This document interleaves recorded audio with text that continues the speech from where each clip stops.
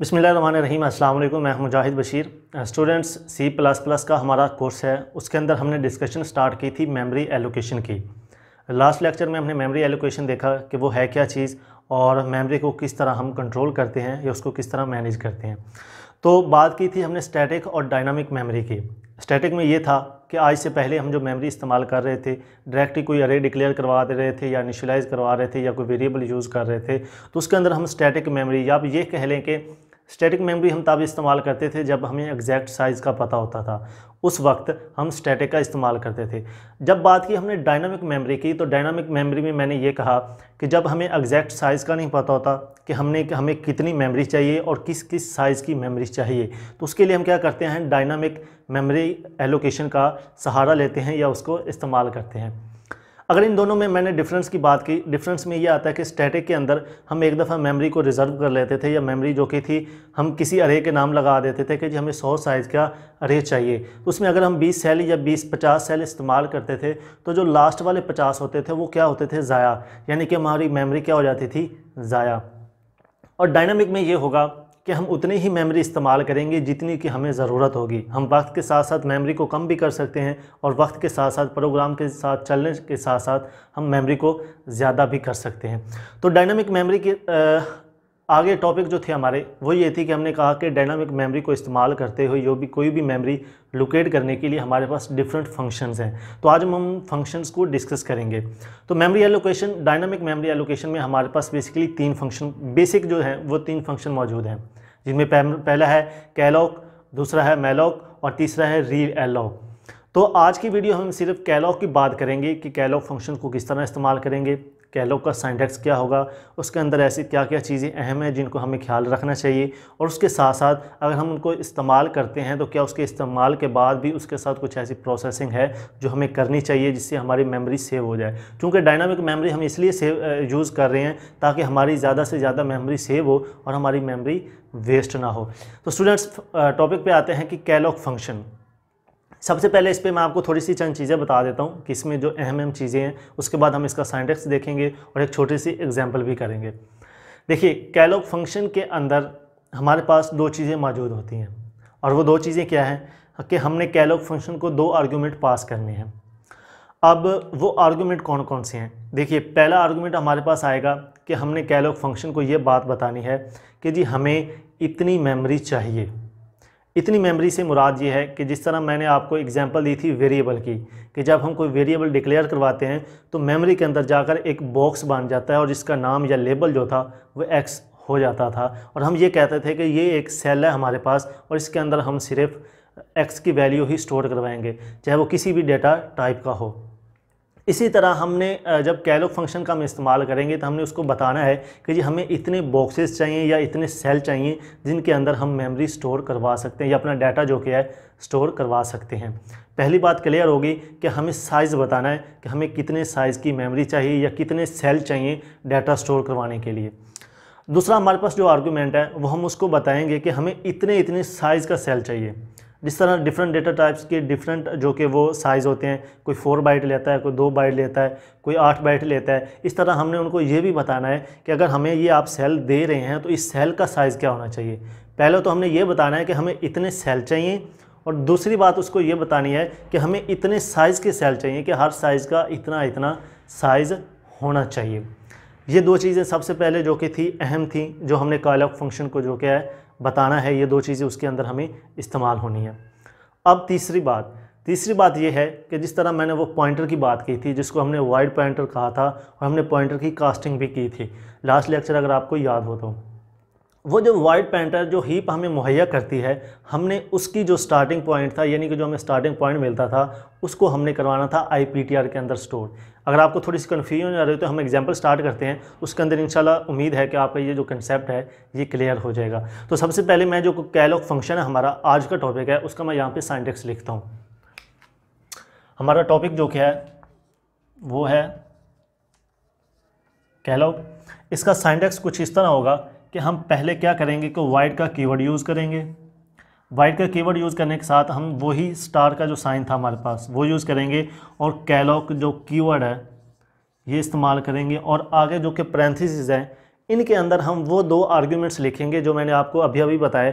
پہلا آرگومنٹ کیا ہے کہ ہم نے سائز آف سیل کہ n آپ نے لکھنا ہے, اور اس کے بعد ہم نے دینا ہے کوما دینے کے بعد ہمارے پاس جو دوسری چیز تھی یا دوسرا آرگومنٹ تھا وہ یہ تھا کہ ہم نے اس کو بتانا ہے کہ یہ سیل کا سائز کتنا ہونا چاہیے.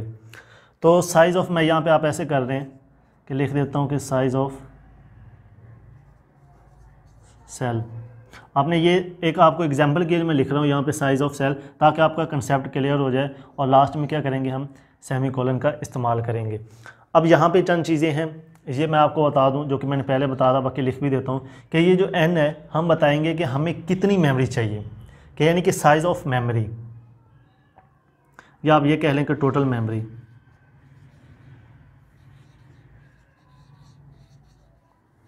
یہ ہمیں ٹوٹل میموری کا ہم نے بتانا ہے کہ جی ہمیں کتنی میموری چاہیے اس کے اندر, ہیپ کے اندر. اور یہاں پہ ہم یہ بتائیں گے کہ ہر میموری کا سائز کتنا ہونا چاہیے, یعنی کہ سائز آف سیل, جو کہ میں پہلے بھی لکھ دیا ہے. آپ یہ کہہ لیں گے کہ ڈیٹا ٹائپ آپ بتا دیں گے. یہاں پہ ہم نے بتانا ہے کہ ہمیں کس ڈیٹا ٹائپ کا جو کہ سیل ہے وہ چاہیے. یہ مین سینٹیکس تھا کہ سب سے پہلے وائڈ کا کی ورڈ اور اس کے ساتھ ہم یہ اسٹار کا جو کہ سائن ہے اس کو استعمال کریں گے. اس کے بعد کیلوک, اس کا جو کی ورڈ ہے اس کو استعمال کریں گے. اس کے بعد پرینتھیسز کے اندر ہم وہ دو آرگیومنٹ اس کو پاس کریں گے. آرگیومنٹس کے اندر ہم نے کیا لکھنا ہے, پہلا آرگیومنٹ کے اندر ہم نے یہ بتانا ہے کہ ہمیں کتنی میموری چاہیے, ٹوٹل ہمیں کتنی میموری کا جو کہ ہیپ ہے وہ بلاک جو کہ مہیا کرے جس کے اندر ہم ڈیٹا سٹور کروا سکیں. اور دوسرا ہم نے یہ بتانا ہے کہ وہ جو بلاک کے اندر ہمیں ڈیفرنٹ سیل ہوں گے, کہ ایک سیل کے اندر ایک چیز, دوسرے سیل کے اندر دوسری چیز, اس سیل کا ہم نے سائز بتانا ہے کہ اس سیل کا سائز کیا ہوگا, یعنی کہ کس ڈیٹا ٹائپ کے ہمیں وہ سیل چاہیے یا کس ڈیٹا ٹائپ کی ہمیں میموری چاہیے کہ ہم اس کے اندر اس ڈیٹا ٹائپ کا جو کہ ہمارے پاس ڈیٹا ہے وہ سٹور کروا سکیں. بیسک سینٹیکس اس کا یہی ہے. اب اس کے آگے جو اگر آپ کیلوک فنکشن کو فرض کریں کہ یہاں پہ آپ نے اس کی ڈکلیریشن کروا دی. ڈکلیریشن سے مراد یہ ہے کہ آپ نے یہ بتا دیا کہ جی ہم نے, اگر ایگزامپل لیں یہاں پہ چھوٹی سی, یہ ہے کہ میں کہہ دیتا ہوں کہ جی کیلوک, میں کہتا ہوں کہ جی مجھے 1000 سیل چاہیے, میں نے 1000 جو کہ ڈیٹا ہے وہ سٹور کروانا ہے, یا 1000 نمبرز ہیں میرے پاس وہ میں نے سٹور کروانے ہیں, یا 100 کر لیں کہ میں نے کیا کرنا ہے یہاں پہ کہ مجھے 100 سیل چاہیے. 100 سیل کا میں نے ان کو کہہ دیا. اب کیا ہے کہ ہیپ کے اندر جا کر وہ مجھے بلاک دے گا 100 سیل کا, ایک بلاک ہوگا جس کے اندر 100 سیل بنے ہوں گے, اور میں ہر سیل کے اندر ایک ویلیو سٹور کروا سکتا ہوں, چاہے وہ انٹیجر کی ہو چاہے وہ کسی بھی ڈیٹا ٹائپ کی ہو. اب دوسری چیز میں نے یہی کہا کہ ہم نے بتانا ہے کہ وہ سیل کس ڈیٹا ٹائپ کا ہو, کہ اس کے اندر ہم کس ڈیٹا ٹائپ کا جو کہ ڈیٹا ہے وہ سٹور کروائیں گے. اگر تو آپ کروا رہے ہیں انٹیجر کا. اب یہاں پہ ایک چیز نوٹ کرنے والی ہے کہ کچھ مشین کے لحاظ سے, کمپیوٹر کے لحاظ سے ہمیں ایگزیکٹ اس بات کا پتہ نہیں ہوتا کہ فلاں مشین کتنے سائز لے رہی ہے انٹیجر کے لیے, یا فلوٹ کے لیے, یا ڈبل کے لیے, یا کریکٹر کے لیے, فلاں مشین کتنے لے رہی ہے. اس کا سب سے آسان اور جو طریقہ کار ہے وہ یہ ہے کہ ہم یہاں پہ ہم نے آپریٹر کا استعمال کیا تھا, سائز آف آپریٹر. ہم بتا رہے ہوتے تھے کہ یہ ہمیں آپریٹر کیا کرتا ہے, کسی بھی چیز کا سائز بتاتا تھا. اگر میں اس کو استعمال کرتے ہوئے یہاں پہ یہ لکھ دوں کہ سائز آف انٹ, اور لاسٹ میں کیا کروں, سیمی کولن لگا دوں. اب یہ اس کی ہوگی ڈکلیریشن مکمل. ڈکلیریشن کے اندر میں نے کیا کیا, کیلوک کا جو کہ کی ورڈ تھا اس کو میں نے استعمال کیا. اس کے بعد میں نے یہ کہا کہ جی مجھے 100 سیل چاہیے جس کے اندر میں نے ڈیٹا سٹور کروانا ہے, تو ہیپ مجھے 100 سیل کا ایک بلاک مہیا کرے گی. اس کے بعد میں نے کہا کہ جی اس کا جو سائز ہے وہ انٹیجر, یعنی کہ ہر سائز کے اندر میں نے انٹیجر ٹائپ کا ڈیٹا سٹور کروانا ہے, تو مجھے انٹیجر ٹائپ کے جو ڈیٹا کے سیل ہیں وہ مہیا کیے جائیں. تو وہ کیا کرے گی کہ ہمیں 100 سیل مہیا کرے گی جن کی جو ٹائپ ہے وہ انٹیجر ہوگی. یہ بات ہوگی یہاں پہ کلیئر. اب بات یہاں پر ختم نہیں ہوتی کہ اس طرح کروانے سے ہمیں 100 سیل مل جائے گا. اب بات آگے چلتی ہے کہ اگر ہمیں 100 سیل مل گیا ہے تو ہم نے اس کو استعمال کس طرح کرنا ہے, یا اس کے اندر جو ہمارا ڈیٹا ہے وہ ہم نے کس طرح سٹور کروانا ہے, اس پہ آتے ہیں. اگر آپ کو لاسٹ لیکچر یاد ہو تو میں نے کہا تھا کہ جب بھی ہم میموری ایلوکیشن کرتے ہیں تو جو ہیپ ہے وہ ہمیں کیا کرتی ہے, ایک پوائنٹر مہیا کرتی ہے جو کہ وائڈ پوائنٹر کی میں نے بات کی تھی. اور اس پوائنٹر کے اندر ہمیں وہ کیا چیز بتاتی ہے کہ جہاں سے ہمیں میموری ملی ہے ہیپ کے اندر, اس میموری کا جو سٹارٹنگ پوائنٹ ہے اس کا ہمیں ایڈریس ہوتا تھا, اس کے اندر جو پوائنٹر ہمیں مہیا کیا جاتا ہے یا ہیپ ہمیں ریٹرن کرتی تھی اس کے اندر اس کا سائز بتاتی تھی کہ یہ لوکیشن ہے اور یہاں سے آپ نے ڈیٹا کو سٹور کرنا ہے. एक चीज़ यहाँ पर और नोट करें کہ جب ہیپ ہمیں یہ چیز بتا رہی ہے کہ جی اس پوائنٹ سے آپ نے ڈیٹا سٹور کروانا شروع کرنا ہے تو اس کا مطلب یہ ہے کہ ہم ایک سیکوینس سے ڈیٹا سٹور کروائیں گے. یہ نہیں ہوگا کہ ایک ہم نے یہاں پہ سٹور کروایا اور دوسرا پتوں کی سٹور کروا دیا اور تیسرا جا کے ہم نے جڑاں والا جو کیا ہے وہاں پہ ڈیٹا سٹور کروانا ہے. اس طرح کچھ نہیں ہوگا. کہنے کا مقصد یہ ہے کہ ہم ایک سیکوینس سے چلیں گے. یعنی کہ اگر آپ نے 2 نمبر سیل کے اندر آپ کو لوکیشن دی گئی ہے کہ سیل نمبر 2 ہے, اس کے اندر آپ ڈیٹا سٹور کروائیں, تو اگلا ڈیٹا آپ سیل نمبر 3 کے اندر سٹور کروائیں گے, 4 کے اندر یا 7 کے اندر نہیں جائیں گے. اس طرح ہیپ ہمیں کیا کرتی ہے, جو بھی بلاک مہیا کرتی ہے ڈیٹا سٹور کروانے کے لیے, اس کے اندر وہ ہمیں ایک سیکوینس سے جو کہ ہے ڈیٹا سٹور کروانے کی اجازت دیتی ہے. اسی طرح وہ جو پوائنٹر تھا اس کے اندر ہمارے پاس لوکیشن ہوتی تھی پہلے جو کہ پہلا پوائنٹ تھا. اب ہم نے اس پہلے پوائنٹ کو مینشن کرنا ہے. وہ کس طرح کریں گے؟ ابھی میں نے کہا کہ جی یہ ہم نے میموری ایلوکیشن کر لی ہے, لیکن اب وہ جو پوائنٹر ہمیں ملا تھا وہ کہاں گیا؟ اس کا طریقہ کار یہ ہے کہ فرض کریں کہ چونکہ ہمارے پاس وہ پوائنٹر ہوتا تھا اور پوائنٹر کس طرح کا تھا, وائڈ پوائنٹر یا اسپیشل ٹائپ کا پوائنٹر تھا, تو اس کے اندر ہم کیا کرتے تھے کہ اس کی کاسٹنگ کرتے تھے کہ اس کے اندر ہم ڈیٹا کس طرح کا سٹور کروا رہے ہیں, انٹیجر ٹائپ کا. اب آپ نے اس کو مد نظر رکھتے ہوئے یہاں پہ یہ جو آپ نے بتایا کہ جی میں نے اس کے اندر انٹیجر ٹائپ کا ڈیٹا سٹور کروانا ہے, تو اس ڈیٹا ٹائپ کے لحاظ سے آپ اس پوائنٹر کی کاسٹنگ کریں گے. اب میں نے یہاں پہ کہا کہ جی یہ انٹیجر ہے, تو اب میں اس کی کاسٹنگ کیا کروں گا, انٹیجر کے لحاظ سے. تو میں یہاں پر کیا کروں گا کہ میرے پاس ایک انٹیجر ٹائپ کا جو کہ ہے پوائنٹر ہے, اس کا نام میں کر دیتا ہوں PTR. یہ میں نے ڈکلیئر کروا دیا. اب اس کے اندر میں نے ایڈریس سٹور کروانا ہے جو کہ ہیپ مجھے مہیا کرے گی, اور ہیپ مجھے کہاں پہ مہیا کر رہی ہے, جہاں پہ میں نے میموری ایلوکیشن کی ہے. تو اس کے نتیجے میں جو ہوگا, اب یہاں پہ دیکھیں یہ آ گیا PTR. یہ کس طرح کس ٹائپ کا ہے, انٹیجر کا, اور یہاں پہ میں ڈیٹا کون سا سٹور کروا رہا ہوں, انٹیجر کا. اب یہاں پہ آپ نے کیا کرنا ہے, یہی چیز کہ یہ جو ساری ہم نے یہاں پہ کی ہے, اس کا ڈکلیریشن کی ہے, اس کی بھی آپ کر دیں وہ کاسٹنگ کر دیں. تو کیا کروں گا میں یہاں پہ انٹ اسٹار, اور اس کے بعد کروں گا میں کیلوگ, اور یہاں پہ کروں گا 100, اور سائز آف انٹیجر, اور لاسٹ میں کیا کر دوں گا, سیمی کولن. تو یہ کیا ہو جائے گی کہ میری مکمل ڈکلیریشن یا مکمل میموری ایلوکیشن ہو جائے گی. اب یہ چیز اور یہ چیز میں نے کیوں لکھی, یہ صرف اس کا مین سائنٹیکس تھا کہ ہم اس کو کس طرح یوز کریں گے. اس کے اندر ہماری جو مکمل ڈکلیریشن ہے, آپ یہ کہہ لیں کہ مکمل جو پروسیس ہے, کہ ہم نے ایک جو کہ میموری ایلوکیٹ بھی کر لی ہے, اس کا جو ہمیں پہلا سائز ملا تھا, اس کا جو پہلی لوکیشن کا ہمیں ایڈریس ملا تھا, اس کو بھی ہم نے ایک پوائنٹر کے اندر سٹور کر دیا ہے.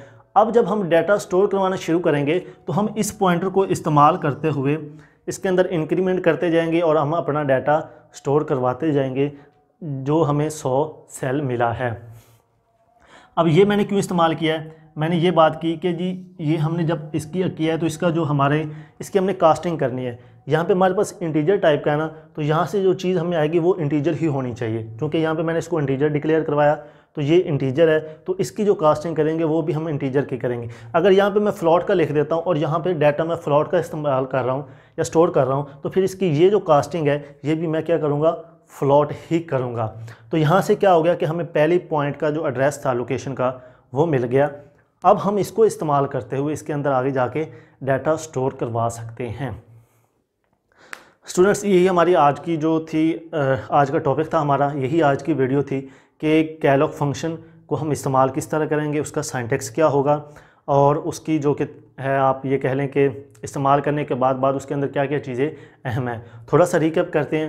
ریکیپ کے اندر کیا ہے کہ کیلوگ کا جو مین سائنٹیکس ہے وہ یہ ہے, وائڈ ہے, کیونکہ یہ بھی ایک اسپیشل ٹائپ کا ہے. چونکہ میں نے کہا تھا کہ جب ہمیں ہیپ واپس ایڈریس مہیا کرتی ہے یا اس کا لوکیشن کا, تو وہ اسپیشل ٹائپ کا پوائنٹر مہیا کرتی ہے. اس لیے جب اس کو ہم ڈکلیئر کروائیں گے یہ بھی ایک اسپیشل ٹائپ کا ہوگا جو کہ وائڈ ہوگا.